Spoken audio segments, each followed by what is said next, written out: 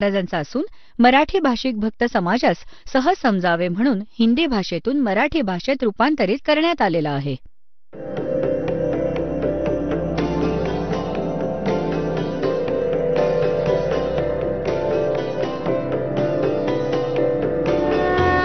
और ज्ञान सब ज्ञानडी कबीर ज्ञान सो ज्ञान और जैसे घोड़ा तोब कायम करता चले मैदान. जगद्गुरु तत्वदर्शी संत रामपालजी महाराजांचे अमृत वचन सर्व पवित्र धर्मांच्या व पवित्र शास्त्रांच्या आधारावर. पुण्यात्म्यांनो, आपण काळाच्या जाळ्यात फसलेले आहोत आणि तो परमात्मा येऊनच आपल्याला इथे सतर्क करतो की मनुष्य जीवन तुला प्राप्त झालं आणि मनुष्य जीवनाला प्राप्त करून आपण भक्ती करत नाही आहात, परमात्म्याचं नामस्मरण नाही करत आहात, तर आपण आपल्या मनुष्य जीवनाचा सदुपयोग करत नाही आहात. त्या परमात्म्याशिवाय जेही आपल्याला अध्यात्मज्ञान दिलं जातं ते काळापर्यंत सीमित असतं. त्या काळापर्यंतच्या सीमेमध्ये जन्म आणि मृत्यू नेहमीच चालू असतो आणि काळ भगवान, ज्याला क्षरपुरुष पण म्हणतात, तो स्वतः सुद्धा नाशवान आहे. हा 21 ब्रह्मांडांचा स्वामी आहे. तर त्यावेळी याच नकली गुरूंनी, आपल्या हिंदू धर्माच्या गुरूंनी, मुसलमान धर्माच्या मुल्ला आणि काझींनी परमात्म्याच्या ह्या यथार्थ ज्ञानाला जनतेपर्यंत येऊ दिलं नाही. हे मध्येच पाय घालत राहिले आणि म्हणाले की कबीर अशिक्षित आहे, विणकराच्या घरी याचा जन्म आहे, यांना काय माहिती सद्ग्रंथांतील गूढ रहस्य. हे खोटे बोलतायत. पुण्यात्म्यांनो, परमात्मा 600 वर्षांपूर्वी काय म्हणत असत? ते सांगत असत की ह्या तीनही देवता, रजगुण ब्रह्मा, सत्गुण विष्णू, तमगुण शिवजी, हे नाशवान आहेत, यांचा जन्म मृत्यू होतो आणि श्री देवीजी दुर्गा यांची माता आहे आणि काळरूपी ब्रह्म ज्योती निरंजन यांचा पिता आहे. पूर्ण परमात्मा अन्य आहे आणि परमेश्वर म्हणत की मीच तो अलख अल्ला आहे. परंतु आपल्या सर्व धर्मगुरूंनी आणि मुसलमान धर्माचे जेवढेही धर्मगुरू आहेत किंवा ईसाई धर्माचे धर्मगुरू आहेत, त्यांनी परमात्म्याला निराकार असल्याचं सांगितलं होतं. त्यांचा अंतिम निर्णय आहे की परमात्मा निराकार आहे. आणि हिंदू धर्माचे जे धर्मगुरू आहे ते सांगतात परमात्मा मूळ रूपात निराकार आहे आणि जेव्हा तो भक्तांवर अनुग्रह करण्यासाठी खाली येतो, अवतार धारण करतात, जसे श्रीराम, श्रीकृष्ण आणि अन्य जे काही 9 आणि 8, 10 आणि 25 जे आहेत ते अवतार सांगितले आहेत, तर हे तर यांचे साकार रूप सांगतात आणि वास्तव परमात्मा निराकार आहे, हे यांचं म्हणणं आहे.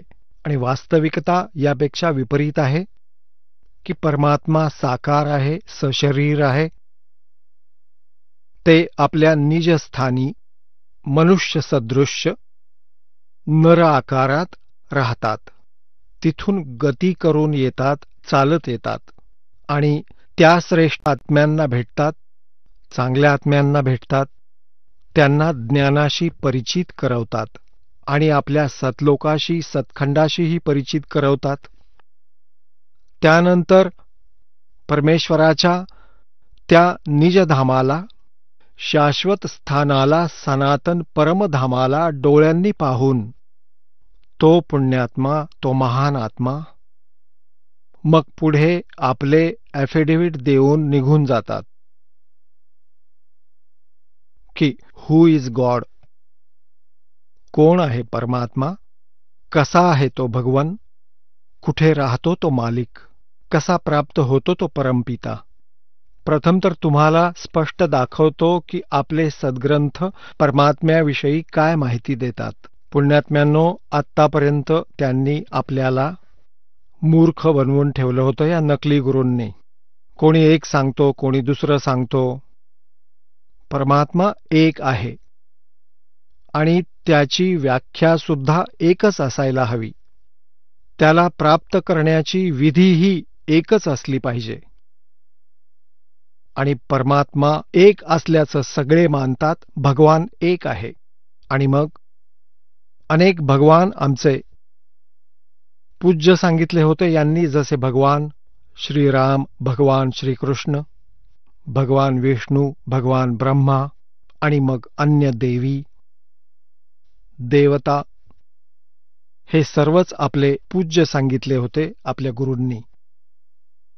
तर पुण्यात्म्यांनो, आपले जे सद्ग्रंथ आहेत, ज्यांना आजपर्यंत आपण शिरोधार्य मानत आलो आहोत, ते कोणकोणते आहेत? पवित्र चारही वेद, पवित्र श्रीमद भगवत गीता आणि पवित्र 18 पुराणे. आता या सद्ग्रंथांमध्ये पण फरक आहे. जसे हे 4 वेद हे देवाने दिलेले आहेत, हे प्रभुदत्त आहेत, परमेश्वराने दिले आहेत. आणि श्रीमद भगवत गीता ही पण गॉड गिव्हन आहे. श्रीमद भगवत गीतेमध्ये हा काळ स्वतः वक्ता बनला, श्रीकृष्णामध्ये प्रवेश करून. ज्या कारणाने याने श्रीमद भगवत गीतेमध्ये आपले मत मांडले, योग केले. आणि ते मत म्हणजे याचे विचार जर वेदांशी जुळत नाहीत तर ते आम्हाला मान्य नाहीत.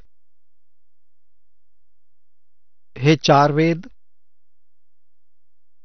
पहिल्यांदा सर्वप्रथम परमात्म्याने हे संपूर्ण ज्ञान दिलं होतं. पूर्ण ज्ञान ह्या क्षरपुरुष म्हणजेच ज्योतनिरंजन ब्रह्मच्या अंतःकरणात हे पूर्ण ज्ञान फिट केलं होतं, फॅक्स केलं होतं सतलोकातून. आणि त्याची वेळ निश्चित केली होती की इतक्या काळानंतर आपोआप याच्या शरीरातून ते बाहेर आले होते. संपूर्ण अध्यात्मज्ञान.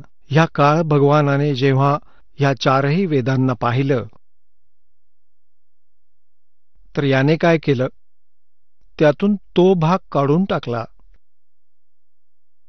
ज्यामध्ये पूर्ण परमात्म्याला प्राप्त करण्याची विधी आणि सतलोकामध्ये वर्णन केलेली विशेष माहिती जी होती की तिथे काय स्थिती आहे, कसे राहत होते, तुम्ही इथं कसे आलात, हे पण ज्ञान होतं. त्यांनी ह्या पोर्शनला, त्या भागाला काढून नष्ट केलं. शेष जे ज्ञान आहे ते आपला पुत्र ब्रह्माला दिलं. पुढे जाऊन हे 4 वेद ओळखले जाऊ लागले, त्याचे 4 भाग केले. ज्या वेदाच्या भागाला ह्या ज्योतनिरंजनने म्हणजेच काळाने, ब्रह्मने नष्ट केले होते, त्याला परत देण्यासाठी परमात्मा स्वतः येतात आणि ते आपल्या मुखकमळातून बोलून त्या अमृतज्ञानाला ऐकवतात. ते ब्रह्मणे मुखे सच्चिदानंद घनब्रह्म यांची वाणी समजली जाते. श्रीमद भगवत गीता, श्रीमद भगवत गीता अध्याय नंबर 4च्या श्लोक नंबर 32 मध्ये हे वर्णन केलं आहे की सच्चिदानंद घनब्रह्मच्या वाणीमधून ह्या धार्मिक अनुष्ठानांची म्हणजे यज्ञांची माहिती विस्तारपूर्वक दिली आहे. आणि त्या ज्ञानाला जाणून घेतल्यानंतरच मग हे साधक सर्व कर्मातून मुक्त होतात. यालाच तत्वज्ञान म्हटलं आहे.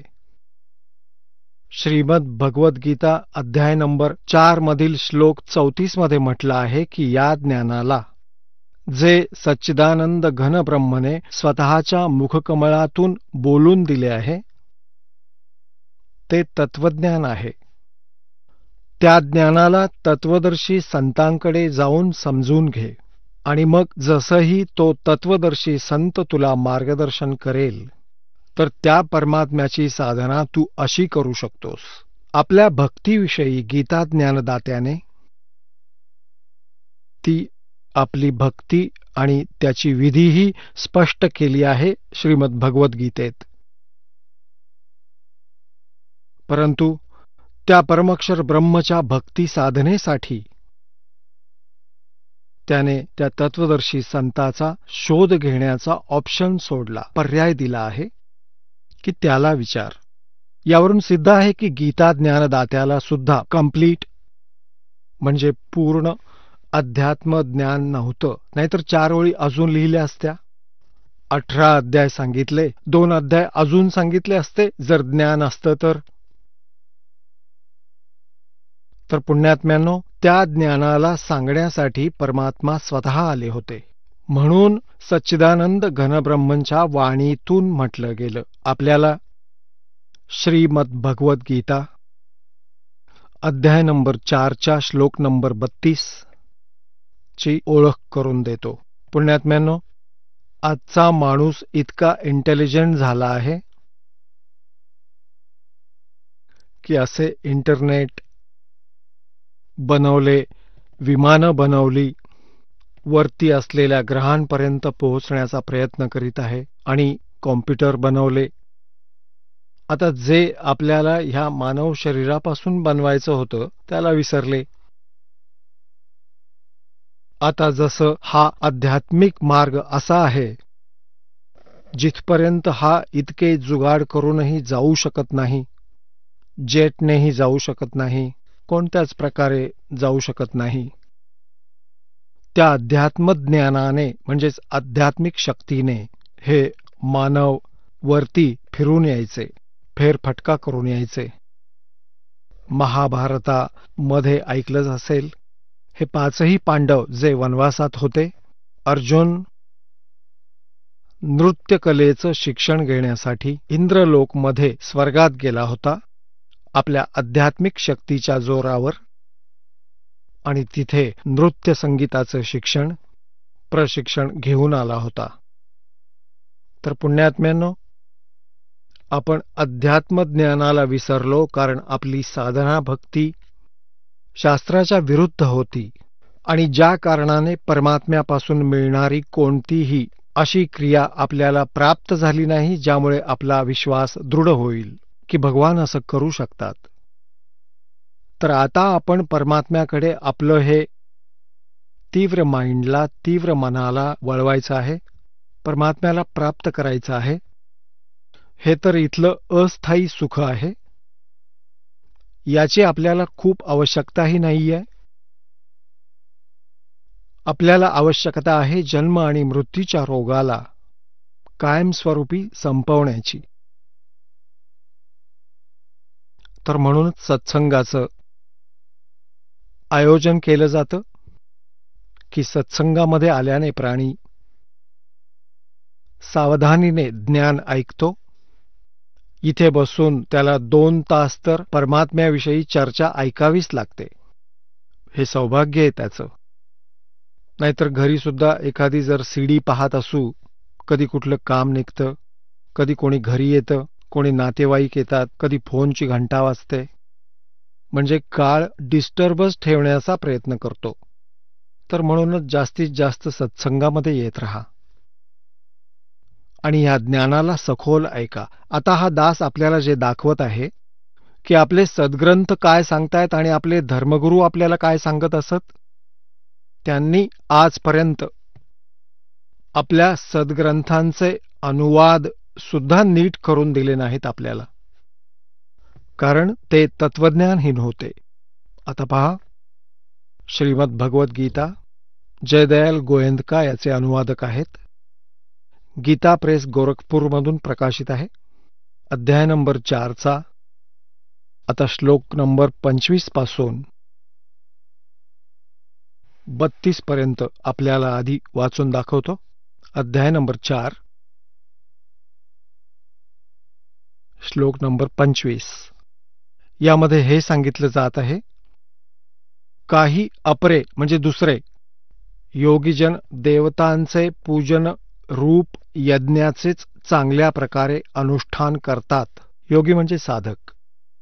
काही साधक तर देवतांचीच पूजा करतात आणि अन्य साधक ब्रह्म अग्नो, आपल्याला संस्कृतच्या बरोबर पाहावं लागेल, म्हणजे ब्रह्म अग्नो यज्ञेन, हे परब्रह्म नाहीये. ब्रह्मलाच इष्ट मानून जे साधना करतात त्यांचा उल्लेख समजा. यज्ञाद्वारेच आत्मरूपी यज्ञाचे हवन म्हणजेच अनुष्ठान करतात, पूजा करतात. हा 26 नंबर आहे.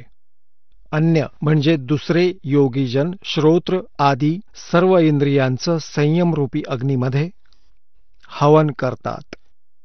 आणि दुसरे योगीजन शब्द आदी शब्दस्पर्श रूप रसगंध यांच्यापासून विषयांपासून दूर जाण्यासाठी अनुष्ठान करतात.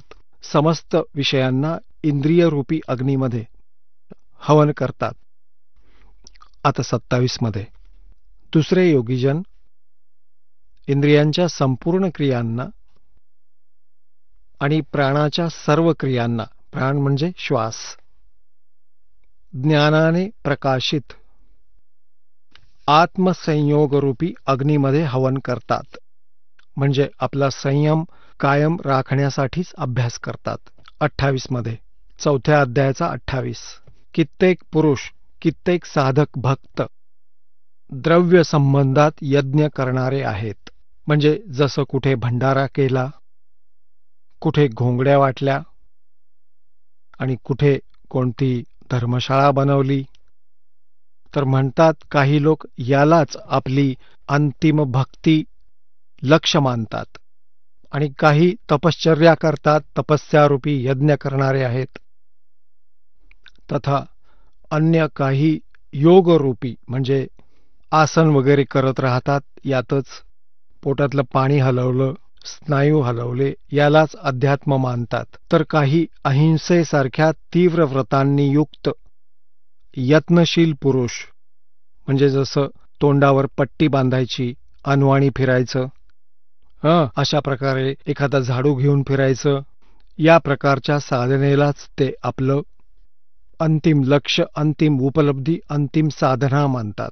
यत्नशील पुरुष स्वाध्यायरूप ज्ञान यज्ञ करणारे असतात. आता जसं कुणी गीतेचा पाठ केला, कुणी हा गायत्री मंत्र बनवला, यजुर्वेदातील अध्याय नंबर 36च्या मंत्र क्रमांक 3 मध्ये पुढे एक ओम अक्षर लावलं या लोकांनी, याचा जप करत राहतात आणि त्यालाच मोक्ष मानतात. नाही, सद्ग्रंथाच्या कोणत्याही अंशाला, मंत्राला किंवा अध्यायाला वाचल्याने त्यामुळे परमात्म्याची ओळख नक्कीच होते, पण मोक्ष नाही मिळत. मोक्ष प्राप्तीची विधी यापासून भिन्न असते. जशी वीज आहे, लाईट, इलेक्ट्रिसिटी, हिच्या गुणांना वारंवार गायलं गेलं, ऐकवलं गेलं, कविता रचल्या, खूप चांगली आहे, अंधाराला उजेडात परावर्तित करते, आणि ती प्रोसिजर जर आपण आपलीशी केली नाही, पद्धत वापरली नाही, ज्यामुळे कनेक्शन मिळेल, तर त्याशिवाय त्या विजेचे जे गुण आहेत ते प्राप्त होऊ शकत नाहीत. यासाठी स्वाध्यायाचं जे कारण आहे, त्याचा फायदा काय आहे, आम्हाला जाणकारी मिळते की भगवान कसा आहे, कुठे राहतो, कसा प्राप्त होतो, आणि जोपर्यंत आपण ते साधन आपलंसं करत नाही तोपर्यंत त्याचा काही फायदाच नाही. तर हे सांगितलं आहे की कुणी स्वाध्यायरूपी ज्ञान यज्ञ करत असतात. पुढे पहा आता 29 आणि 30 मध्ये काय सांगितलं आहे. अध्याय क्रमांक 4च्या 29 आता 28 वाचला आपण. यात म्हटले की दुसरे कितीही योगीजन अपान वायूमधील प्राणवायूला हवन करतात म्हणजे योगाभ्यास करत राहतात, श्वास उच्छ्वासच्या क्रियेवर प्राणायाम वगैरे करतात. अन्य योगीजन प्राणवायूमध्ये अपानवायूचं हवन करतात. अन्य किती जण नियमित आहार घेणारे अल्पाहारी असतात, प्राणायाम परायण. पुरुष जे प्राणायाम करत राहतात प्राण आणि अपान यांच्या गतीला थांबवून. प्राणातच हवन करतात. हे सारे साधक यज्ञांद्वारे पापाचा नाश करणारे, यज्ञाची माहिती असणारे आहेत. याचा अर्थ असा आहे की जेवढे सगळे साधक आहेत ते आपापल्या साधनेला पापनाशक समजणारे आहेत. जर यांना हे समजलं की ही साधना बरोबर नाहीये तर ते त्याचा लगेच त्याग करतील, मागे पुढे न पाहता. 4थ्या अध्यायातील 31व्या श्लोकात असं सांगितले की जे सत्साधना करत नाहीत, यज्ञातून वाचलेले अमृताचा अनुभव घेणारे सनातन परमधामाला प्राप्त होतात. आता पुण्यात्म्यांनो, श्रीमद भगवद्गीतेच्या अध्याय क्रमांक 3 मधील श्लोक क्रमांक 10 ते 15 मध्ये एक विशेष विवरण दिलं आहे की जो पूर्ण परमात्म्याला, परमक्षर ब्रह्मला इष्ट मानून सत्साधना करतो, त्याला नैवेद्य दाखवून उरलेले अन्न ग्रहण करतो, ते सर्व पापांपासून मुक्त होतात. तर इथे सुद्धा याचीच एक हिंट दिली आहे 4थ्या अध्यायाच्या 31व्या श्लोकात की यज्ञापासून वाचलेले म्हणजे सत्साधना जी आपण करतो, परमात्म्याला नैवेद्य दाखवतो, जसा प्रसाद आहे, हलवा कढा प्रसाद आहे, त्याला आपण सारे भक्त इथे खातो. तर असं केल्यानं सुद्धा आपली बरीचशी पाप नष्ट होतात. कारण इथे परमात्म्याची वाणी चालू असते, तत्वज्ञान चालू असतं, नैवेद्य दाखवला जातो. तर त्याच्या आहाराने सुद्धा आपले या प्रसाद रूपाने खाण्याने पाप नष्ट होतात. कारण इथे शास्त्रानुसार साधना आहे. शास्त्र अनुकूल साधनेमध्ये प्रत्येक जे काही यज्ञ आहेत, अनुष्ठान आहेत, त्यांचा विशेष लाभ साधकाला प्राप्त होतो. तर पहा 4थ्या अध्यायाचा आता 31वा श्लोक ऐकवतो. यात म्हटलंय की हे कुरुश्रेष्ठ अर्जुन, यज्ञातून उरलेल्या अमृताचा अनुभव घेणारे योगीजन म्हणजेच साधक सनातनम ब्रह्म यांती, तो सनातन म्हणजे गीता ज्ञानदात्याहून अन्य आहे हा परमात्मा. सनातन ब्रह्मला, परब्रह्म नाही, सनातन परमात्म्याला प्राप्त करतात, अविनाशी भगवंताला प्राप्त करतात. यज्ञ न करणारे म्हणजे जे यज्ञ करत नाहीत, साधना करत नाहीत, भक्ती करत नाहीत, जे धार्मिक अनुष्ठान करत नाहीत, त्यांच्याविषयी काय सांगितलं आहे? जे यज्ञ करत नाहीत असे पुरुष म्हणजे जे भक्ती साधना करतच नाहीत, तर ते मनुष्य लोक सुद्धा सुखदायक नाही. तर परलोक कसा सुखदायक असू शकेल? भावार्थ असा आहे, जे साधना करत नाहीत, भक्ती करत नाहीत, ते इथेही दुःखी आणि यापुढेही दुःखी. आता दास तुम्हाला ज्या मुद्द्यांवर घेऊन येऊ इच्छित होता तिथे आपण आलोय. आता 4थ्या अध्यायाच्या 32व्या श्लोकात असं सांगितलं आहे की अशा प्रकारची जी वर्णनं केली आहेत धार्मिक अनुष्ठान 25 पासून 30 पर्यंत या साधना आहेत, या अशा आहेत ज्या आपापल्या पद्धतीने सारे करत आहेत आणि सगळेच आपल्या या यज्ञांना, धार्मिक अनुष्ठानांना पापनाशक जाणतात. आता इथं सांगितलंय की या प्रकारची खूप विस्तारपूर्वक यज्ञांची माहिती त्या सच्चिदानंद घनब्रह्मच्या वाणीमध्ये विस्तारपूर्वक सांगितली आहे. आता सच्चिदानंद घनब्रह्मची वाणी कोणती आहे? आता जशी गीता आहे, हे वेदांचं ज्ञान आहे, 4ही वेदांचं, तर त्या सच्चिदानंद घनब्रह्मची वाणी हे वेद, गीता, पुराणांहून भिन्न आहे, जी परमेश्वराने स्वतःच्या मुखकमळातून बोलली आहे. आता पहा, वाचा एकदा हे. आता तसा विश्वास बसणार नाही, आधीच आपण तोंडी फसवले गेलो आहोत. अध्याय 4 श्लोक नंबर 32 मध्ये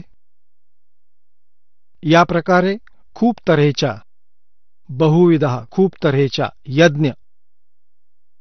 इथे यांनी चूक केली आहे. ब्रह्मणे मुखेचा अर्थ केलाय वेदांची वाणी, हे चूक केलंय. आता पहा, इथे विचलित झालेत. आता तुम्हाला दाखवतो अध्याय नंबर 17 आणि श्लोक नंबर 23. यात काय सांगितलंय? ओम तत्सत इति निर्देशः ब्रह्मणः त्रिविधः स्मृतः. हा ब्रह्मणः शब्द आहे यामध्ये. याचा अनुवाद त्यांनी काय केलाय? ओम ओम तत् तत् सत सत इति हा आहे. त्रिविध म्हणजे 3 प्रकारचा, ब्रह्मण म्हणजे सच्चिदानंद घनब्रह्मचे. निर्देशः स्मृतः म्हणजे नाव म्हटलंय. आपल्याला आता एवढंच घ्यायचं आहे, याचं नंतर पाहूया. ब्रह्मण हा म्हणजे सच्चिदानंद घनब्रह्म. आता आपण परत येऊया. 4थ्या अध्यायात आलो परत आपण. श्रीमद भगवद्गीतेचा हा पहा 32वा श्लोक. यामध्ये ब्रह्मणः मुखे शब्द आहे. ब्रह्मणः मुखे. एवं बहुविधः यज्ञाः विततः ब्रह्मणः मुखे. कर्मजान विद्धितान सर्वान एवं ज्ञात्वा विमोक्षसे. याचा अर्थ असा आहे की या प्रकारचे अजूनही अनेक प्रकारचे यज्ञ म्हणजे धार्मिक अनुष्ठानांची माहिती इथे लिहायला हवं होतं सच्चिदानंद घनब्रह्मच्या वाणीमधून. मुखे म्हणजे त्यांच्या मुखकमळातून बोलली गेलेली. मुखेचा अर्थ आहे परमात्म्याद्वारे त्याच्या मुखकमळातून बोलली गेलेली अशा वाणीमधून. ती कबीर वाणी आहे. आता पहा, यांनी इथे वेदांची वाणी लिहिलं. हा काय अर्थ झाला? ब्रह्मणचा अर्थ वेद करणं म्हणजे यांचं अज्ञान आहे. यांनी या गीतेमध्ये अनेक ठिकाणी अनुवादामध्ये फेरबदल करण्याचा प्रयत्न केला आहे अज्ञानामुळे. जसं 7व्या अध्यायातील 18व्या श्लोकात अनुत्तमम शब्द आहे. हे फक्त श्रीकृष्णालाच सर्वश्रेष्ठ शक्ती मानून चालत होते, परमशक्ती मानत होते, जेव्हा की श्रीकृष्णाची काही भूमिकाच नाहीये गीतेच्या ज्ञानात. ते तर यांचा पिता सांगतोय ब्रह्म. आणि तो सांगतोय की हे साधक माझ्या साधनेमध्ये अनुत्तम साधनेत लीन आहेत, कारण जन्म मृत्यू न यांना चुकतो ना आम्हाला चुकतो. अशा प्रकारे 18व्या अध्यायातील 62व्या श्लोकात म्हटलंय की त्या परमेश्वराला शरण जा, ज्याच्या कृपेनं तुला परमशांती सनातन परमधाम प्राप्त होईल. आणि मग पुढे 18व्या अध्यायातील 66व्या श्लोकात व्रज शब्द आहे. व्रजचा अर्थ जाणे होतो. जसे इंग्रजी भाषेमध्ये गो, गो म्हणजे जाणे, आणि त्याला कोणी म्हणतात येणे म्हणतात काही जण. ते किती अज्ञानी आहेत. तो फक्त अडाणी अडचणी आणायचा प्रयत्न करतो व्याकरणाचा आधार घेऊन, तर ते आपल्याला मान्य नाहीये. तर इथेही यांनी असंच केलं आहे. ब्रह्मणचा अर्थ वेद नाही होत. ब्रह्म म्हणजे परमात्मा. आणि वेद जे आहेत, वेद म्हणा गीताजी म्हणा, ही याची विधानं आहेत. जसं एक राजा म्हणजे ब्रह्म समजा, आणि वेद म्हणजे संविधान समजा. तर जिथं राजाचं प्रकरण आहे तिथं संविधान म्हणणं तर मूर्खपणाच आहे. तर ब्रह्मचा अर्थ परमात्मा होतो. आता इथं पहा, परत जाऊया. 4थ्या अध्यायाचा आपण 32वा श्लोक वाचूया. आता निर्णय होऊन जाईल. अशा प्रकारचे अनेक प्रकारचे यज्ञ सच्चिदानंद घनब्रह्मच्या वाणीमधून विस्तारपूर्वक सांगितले आहेत. हे वेदांची वाणी चुकीचं लिहिले, सच्चिदानंद घनब्रह्मची वाणी पाहिजे. ह्या सगळ्याला तू कर्मजान विद्धी. याचा अर्थ आहे की हे कर्माने उठताना नाम, बसताना नाम, जागेपणी झोपेत नाम, काम करता करता त्याची साधना होते त्या परमपिता परमात्म्याची. त्या वाणीतून असं वर्णन आहे. कर्मजान शारीरिक क्रियांद्वारे संपन्न होणारे. जान विधी म्हणजे जाण.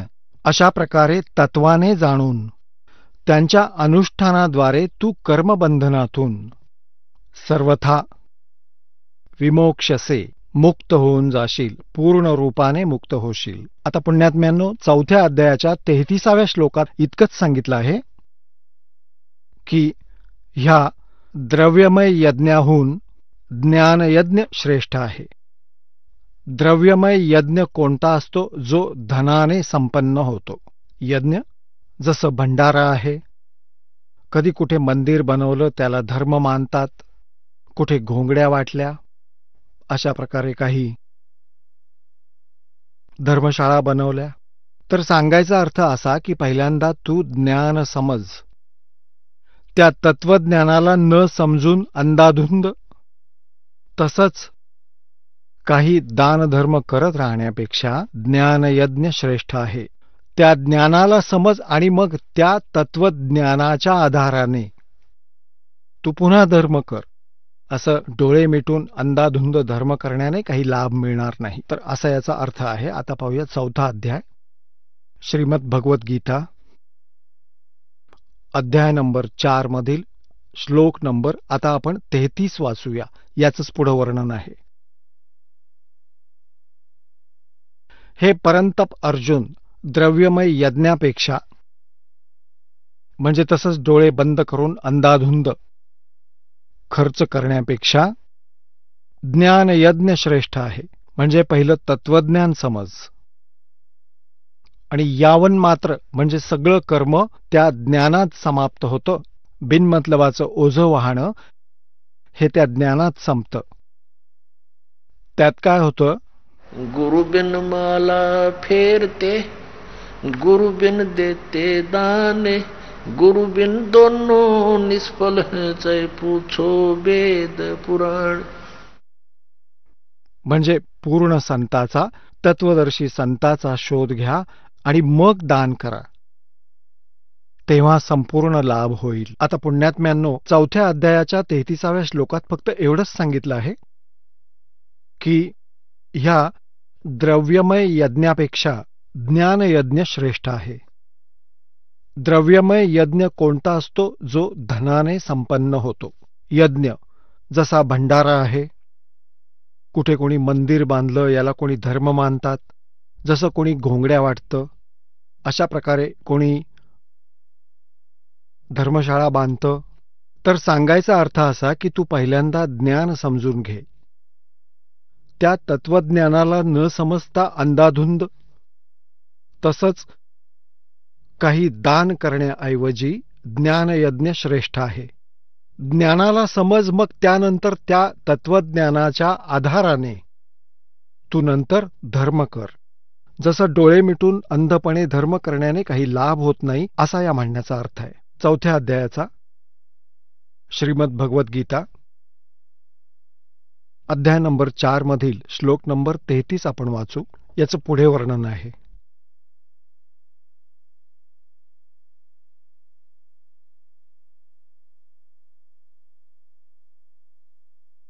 म्हणजे असेच डोळे बंद करून आंधळेपणाने धन वाया घालवण्यापेक्षा ज्ञानयज्ञ श्रेष्ठ आहे. म्हणजे आधी तत्वज्ञान समज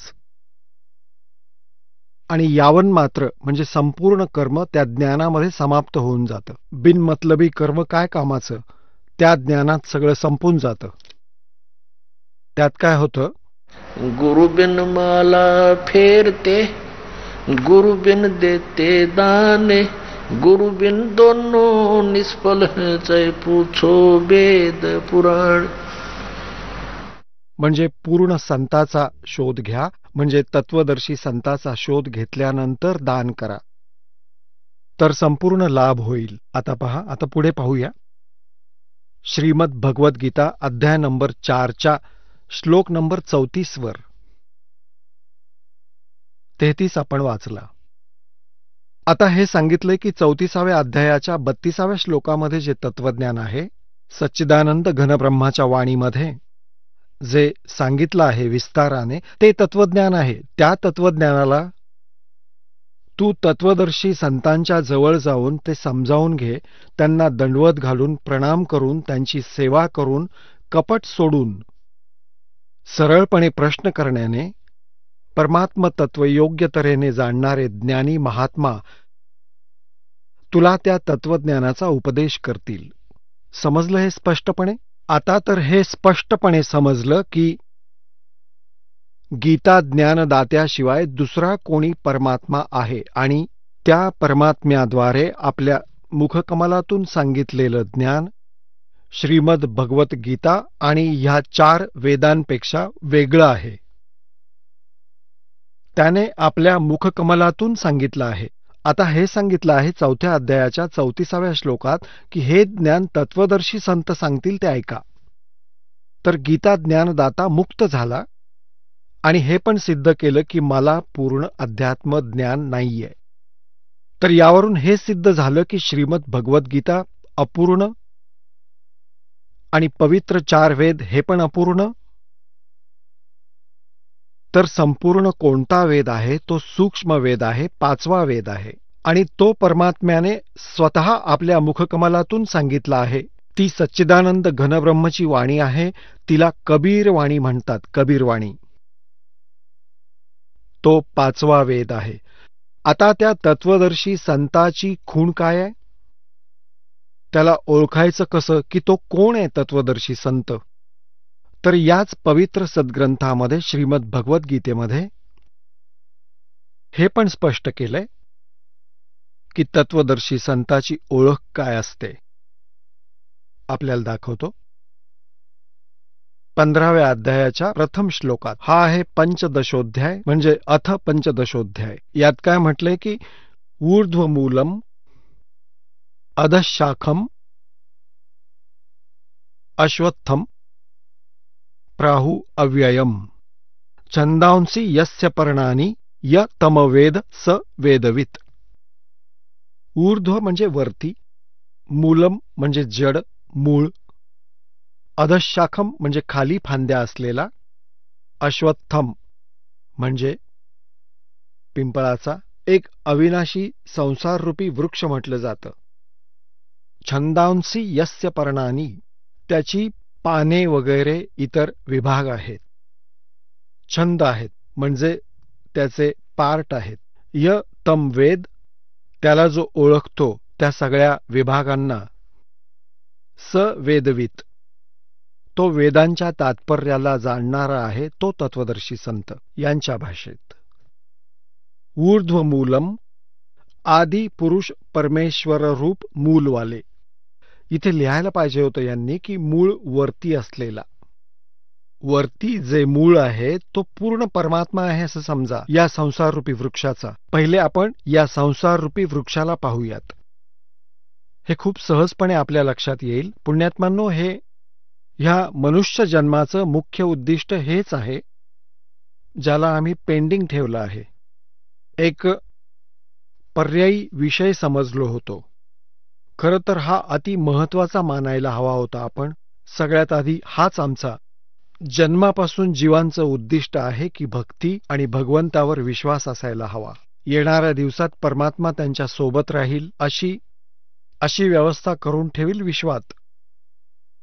आपण विचार सुद्धा करू शकत नाही की जर सत्साधना पूर्ण विश्व या प्रकारे करू लागला तर ही धावपळ आणि हाहाकार मिटेल आणि परमात्मा जो लाभ देईल त्याचं तर ते तर सांगताच येत नाही. यासाठी भगवंताच्या शोधात कोणी गुफांमध्ये, कोणी पहाडावर, कोणी अमरनाथला भटकत आहेत. अशा धोकादायक स्थानांवर जातात जिथे एकदा चुकून पाय घसरला तर दिसणारही नाही, माणूस शोधून सुद्धा सापडणार नाही, तरीही लोक जातात. तर हा पहा संसाररूपी वृक्ष. हा एक संसाररूपी वृक्ष आहे. गीतेच्या अध्याय नंबर 15च्या श्लोक 1 पासून 4 पर्यंत आणि 16 आणि 17चं हे निर्णायक ज्ञान आहे. यातून तुम्हाला समजेल. आता इथे काय सांगितलंय की वरती मुळं हा तर आहे पूर्ण परमात्मा. हे तर परमाक्षर ब्रह्म आहे आणि ह्या खाली 3ही गुणरूपी फांद्या आहेत. हे पहा, ऊर्ध्वमूलम अधशाखम. गीता ज्ञानदाताने ह्या श्रीमद भगवद्गीतेमध्ये फक्त एवढीच हिंट दिली आहे. पहा 15वा अध्याय आणि याचा प्रथम श्लोक की ऊर्ध्वमूलम अधशाखम. बस, यांनी भाषांतर थोडं सगळंच चुकीचं केलंय. लिहायला हवं होतं ऊर्ध्व म्हणजे वरती, आदि पुरुष परमेश्वर रूप मूलवाले हे हवं होतं. ऊर्ध्व म्हणजे वरती, आदि पुरुष परमेश्वर म्हणजेच परमअक्षर ब्रह्म, सच्चिदानंद घनरूपी हे तर मूळ समजा. अधशाखम हे ब्रह्मारूप मुख्य शाखावाले हे नाही. हे पहा 2 नंबरच्या श्लोकमध्ये इथे अधचा अर्थ 2 अध आहेत यात, एक हे एक हे. याचा अर्थ कुठे सांगितलाय? पुढच्या पानावर. अध म्हणजे खाली, अध म्हणजे खाली आणि ऊर्ध्व म्हणजे वरती, ऊर्ध्व म्हणजे वरती, अध म्हणजे खाली, अध म्हणजे खाली, अध म्हणजे खाली.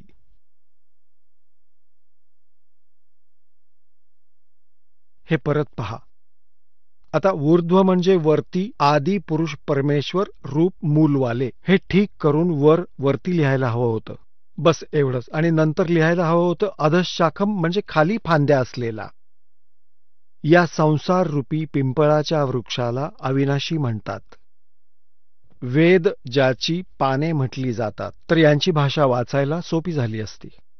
त्या संसार वृक्षाला जो पुरुष, जी व्यक्ती तत्वाने जाणतो,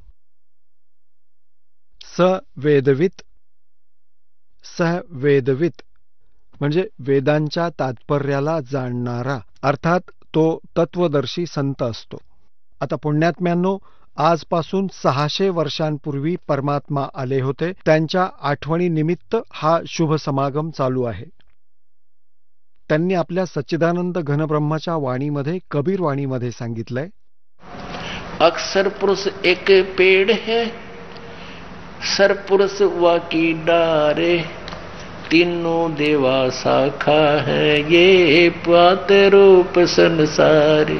हे भगवान, 600 वर्षांपूर्वी परमात्मा साध्या भाषेमध्ये, जी आम आदमी समजेल अशा भाषेत बोलून गेले की अक्षर पुरुष जो जमिनीच्या वर दिसतो, तो पोर्शन, हिस्सा, भाग वृक्षाचा, त्याला वृक्ष म्हटलं जातं. आणि मुळं अदृश्य असतात, ती गुप्त असतात. आणि हे सांगितलं की जो या सर्व विभागांना वेगवेगळं सांगेल, स वेदवित, ते तत्वदर्शी संत आहेत. तर 600 वर्षांपूर्वी परमात्म्याने येऊन आम्हाला हे ज्ञान दिलं होतं आपल्या सच्चिदानंद घनब्रह्माच्या वाणीमधून. आता पुण्यात्म्यांनो, आता यात काय लिहिलंय पुढे पहा. तीनही गुणरूप. आता आम्ही श्रीमद भगवद्गीता आपल्याला दाखवतो. तो हाच 15वा अध्याय चालू आहे. 1 आपण वाचला. आता आपण 2 वाचूया. यात काय सांगितलंय की त्या संसार रूपी वृक्षाचे गुणप्रवृद्धा, तीनही गुण.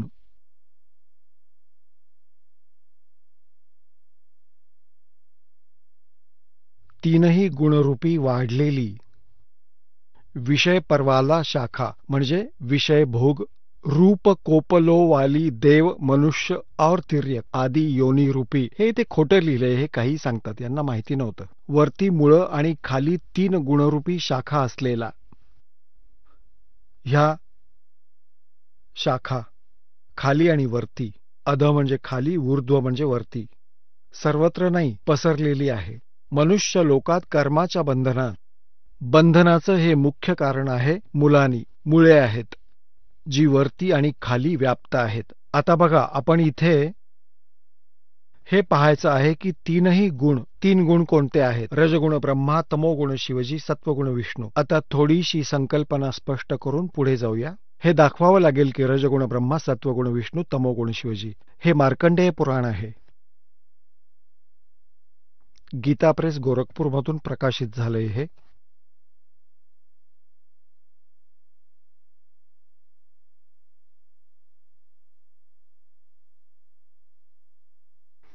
हे प्रकाशक आहेत, हे मुद्रक आहेत. गीता प्रेस गोरखपूर, गोविंद भवन कार्यालय, कलकत्ताचे संस्थान. आता याच्या 123व्या पानावर वाचूया, जास्त नको. 122-23 वर. हे 122 आहे. संक्षिप्त मार्कंडेय पुराण. इथे मार्कंडेयजी बोले, मार्कंडेयजी सांगतायत. आपण इथे जाऊया, आपल्या कामाची गोष्ट आहे.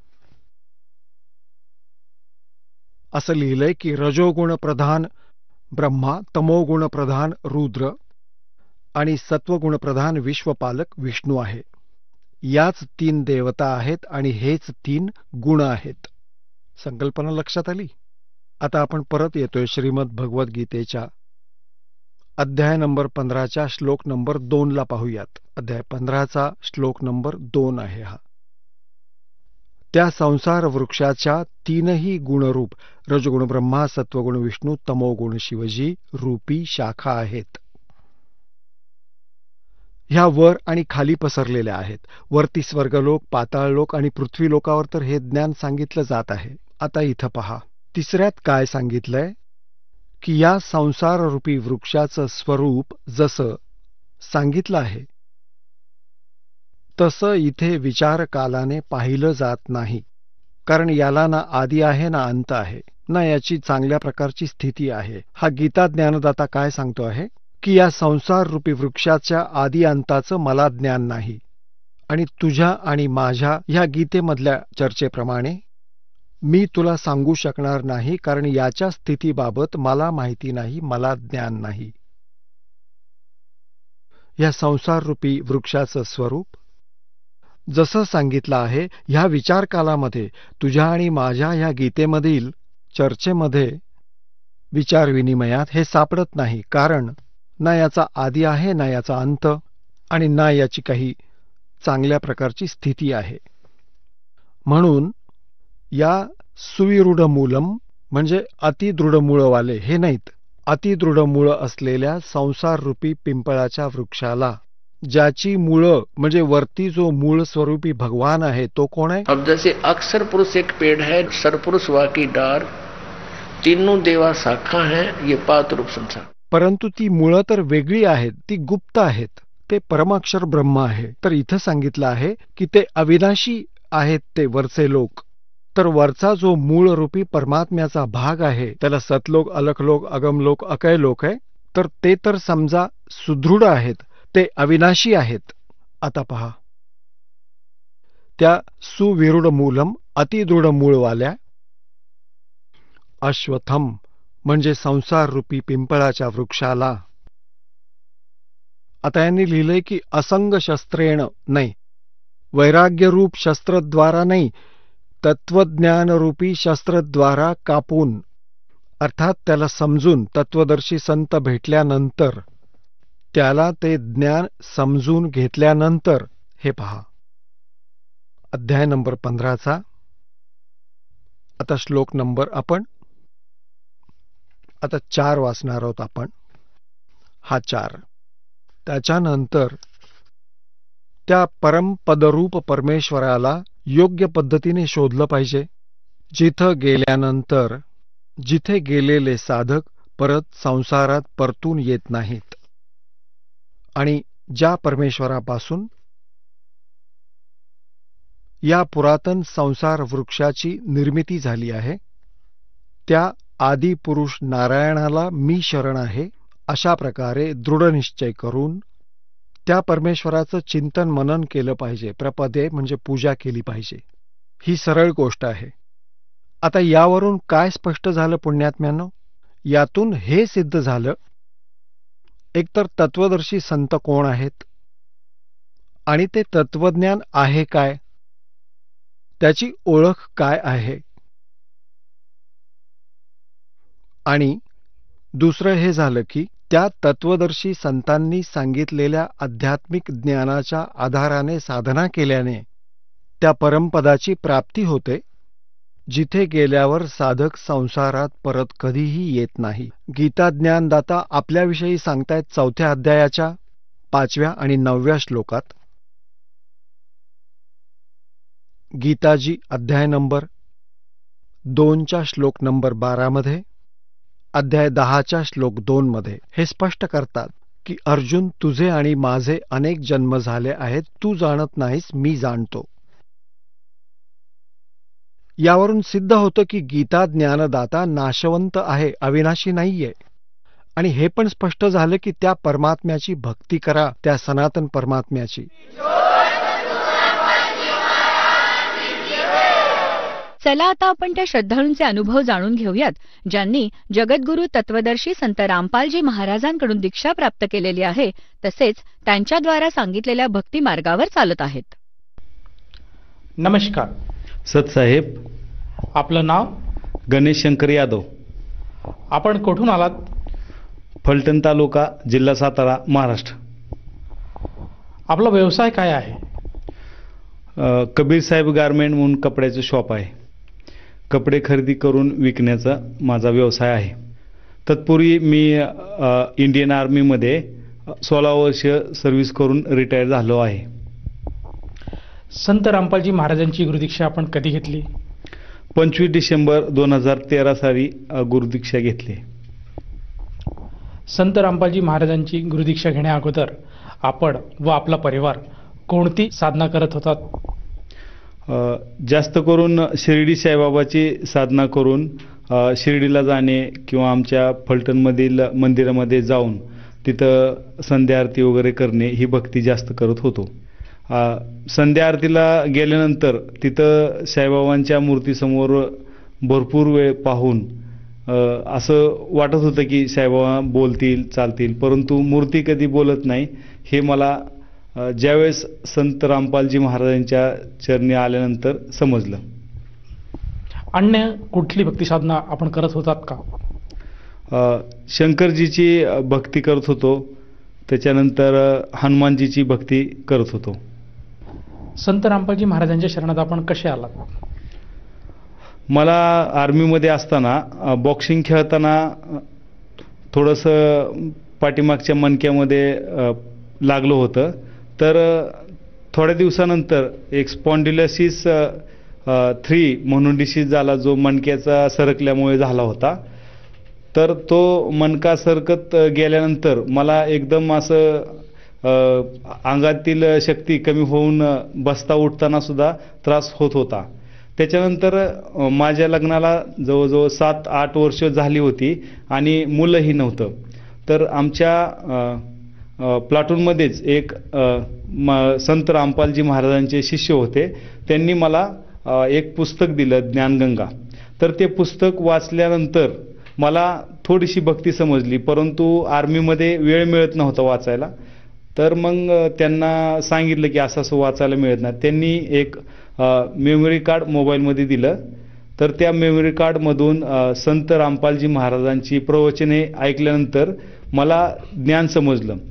त्याच्यानंतर त्या भगतजींनी मला समजवलं की ही भक्ती केल्यानंतर तुमचे जे शारीरिक त्रास आहेत ते सुद्धा दूर होतील आणि तुम्हाला जे संतान प्राप्तीचं सुख पाहिजे ते सुद्धा मिळेल. आणि मग अशा पद्धतीनं मी त्यांनी सांगितल्याप्रमाणे हरियाणा हिसार येथे जाऊन संत रामपालजी महाराजांच्याकडून नामदीक्षा घेतली. जसं की तुम्ही सांगत आहात की तुम्ही महाराष्ट्रामधून आहात आणि मिलिटरीमध्ये जॉब करत होतात, असं असताना सुद्धा तुम्हाला संत रामपालजी महाराजांकडे जावं असं का वाटलं? कारण भरपूर उपवास केलेले मी, जसं की सांगितलं, शिर्डी साईबाबा यांची अतोनात भक्ती करायचो. निरंकार उपवास पकडायचो गुरुवारी. आणि ऊन वारा पाऊस असला तरी गुरुवारी मी शिर्डी साईबाबांच्या मंदिरामध्ये जायचो, निरंकार उपवास पकडायचो. त्याच्यानंतर शंकराचा सोमवार सुद्धा पकडायचो आणि भरपूर उपासना केली होती, परंतु फळ कुठं असं मिळत नव्हतं. परंतु ज्यावेळी मला हे सत्य ज्ञान तत्वदर्शी संत रामपालजी महाराजांच्याकडून कळालं की या देवी देवतांच्या हातामध्ये आपल्याला जे सुख प्राप्ती पाहिजे ते देण्याचा अधिकार नाही, तो देण्याचा अधिकार पूर्ण ब्रह्मपरमेश्वर कबीर साहेब यांच्याकडे आहे. आणि त्यांची सत्य भक्ती केल्यानंतरच याचा फायदा होईल असे समजल्यानंतर मग ही भक्ती करायला सुरुवात केली. जसं की तुम्ही सांगत आहात की संत रामपालजी महाराजांची भक्ती स्वीकारल्यानंतर आपला जो मणक्याचा त्रास होता तो पूर्णपणे बरा झाला. या व्यतिरिक्त आणखीन काही लाभ आपल्याला प्राप्त झाले का? हो, जसं की मी सांगितलं की मला मणक्याचा त्रास होता आणि एवढा होता की बसायला आणि उठायला खूप वेळ लागायचा. आणि अशा परिस्थितीमध्ये असताना जे माझ्याबरोबर ते शिष्य होते त्यांनी पाहिल्यानंतर त्यांनी 100% गॅरंटी दिली की ते ठीक होईल. आणि खरं तर पाहिलं मी सुरुवातीला विश्वास ठेवला नव्हता, परंतु ज्यावेळी मी संत रामपालजी महाराज यांच्याकडून नामदीक्षा घेतली आणि आशीर्वादाचा हात माझ्या डोक्यावरती ठेवला, त्यावेळेस गुरुजींचा हात डोक्यावरती आल्या आल्या 70% 80% मी तिथंच बरा झालो आणि चालायला फिरायला लागलो. हे खूप मोठं आश्चर्य माझ्या जीवनामध्ये घडलं. आणि दुसरी गोष्ट, मला गुरुजींना आशीर्वाद दिला की रजा हो गई. मी विचारलं परमात्माला, समजलं नाही, म्हटलं काय झालं, की परमेश्वराचा आशीर्वाद मिळाला आहे बेटा, तुला पुत्रप्राप्ती होईल असं सांगितल्यानंतर मी एकदम आश्चर्यचकित झालो आणि प्रसाद, गुरुजींचा जसा तिळगुळ असतं तसा प्रसाद दिला आणि प्रसाद घेऊन मी आलो. आणि आश्चर्य असं की बरोबर 10व्या महिन्यामध्ये माझ्या धर्मपत्नीला मुलगा झाला. तर हा खूप मोठा आशीर्वादाचा हात मला मिळाला की तेव्हापासून मला सुख एवढं मिळत आहे की मला सांगायला शब्द नाहीत. जसं की तुम्ही सांगत आहात की संत रामपालजी महाराजांकडनं नामदीक्षा घेतल्यानंतर आपल्याला व आपल्या परिवाराला बरेचसे लाभ मिळाले, आपल्याला संतान प्राप्त झाली, त्याच्यानंतर आपल्या जो मणक्याचा आजार होता तो पण पूर्णपणे बरा झाला. तर या अनुषंगाने आपण सर्वसाधारण श्रोत्यांना काय संदेश द्याल? मला सर्व श्रोत्यांना हात जोडून प्रार्थना करायची आहे. खास करून आपल्या समाजातील वारकरी संप्रदायांना मला एक अशी प्रार्थना करायची आहे की आपण आतुनात भक्ती करत आहोत, परंतु शास्त्र अनुकूल भक्ती केल्यानंतरच लाभ मिळतो.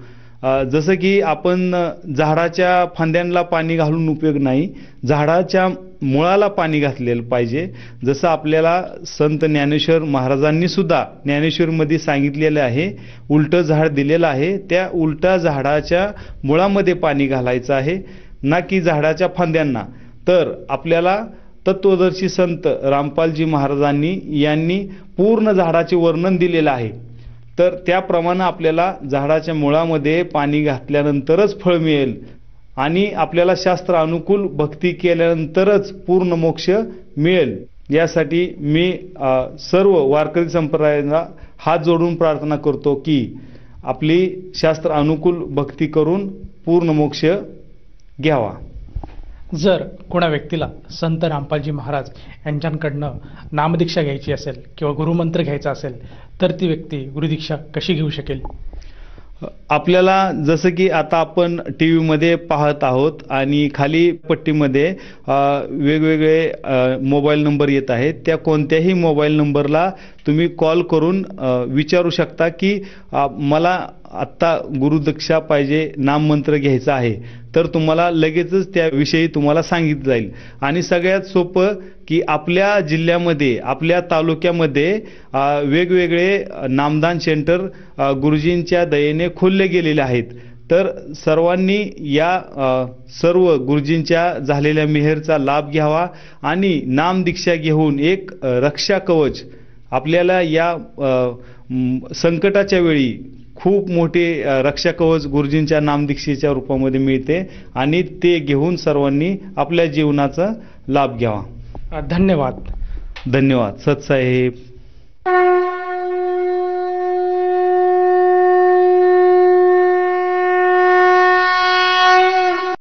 आपण ऐकत होता जगद्गुरु तत्वदर्शी संत रामपालजी महाराजांचे मंगल प्रवचन. निःशुल्क नामदीक्षा प्राप्त करण्यासाठी आणि अधिक माहितीसाठी संपर्क करा 7030303951 7030303952. आमची वेबसाईट आहे www.jagadgururampalji.org. सर्व पवित्र धर्मांच्या व पवित्र शास्त्रांवर आधारित प्रमाणित अनमोल पुस्तक ज्ञानगंगा किंवा जगण्याचा मार्ग यापैकी कोणतेही एक पुस्तक निःशुल्क मागवण्यासाठी आम्हाला आपले पूर्ण नाव, पूर्ण पत्ता, पिनकोड सहित आणि फोन नंबर लिहून 7030303951 7030303952 नंबरवर SMS करू शकता किंवा आम्हाला 70303039